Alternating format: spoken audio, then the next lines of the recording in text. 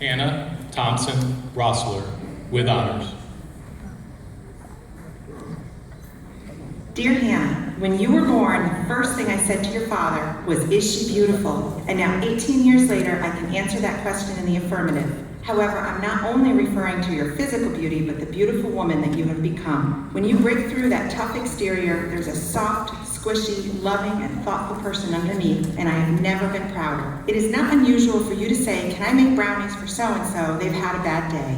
You're a good friend, an awesome daughter, and an incredible person. When you let people see the real you, they can't help but fall in love with you. Hannah, please know that you are far from mediocre. Whether your life goal is to be a stage manager on Broadway, to open a gourmet muffin shop, or to own an island with a purple flag, I know that you will conquer those accomplishments with passion and a unique style. Through the ups and downs of the last 18 years, I've enjoyed every moment of watching you grow up, and I cannot let this moment pass without a mini motherly lecture. And don't roll your eyes at me. Never get so busy that you don't have time for Jesus. And I'm going to close this letter with a quote from a book that I read to you when you were little. "I'll love you forever. I'll like you for always.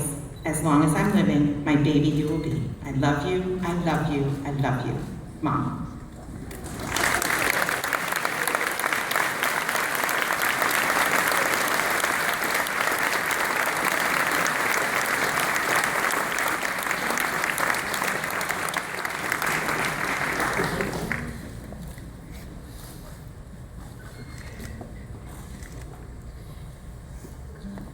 Talia Lisiana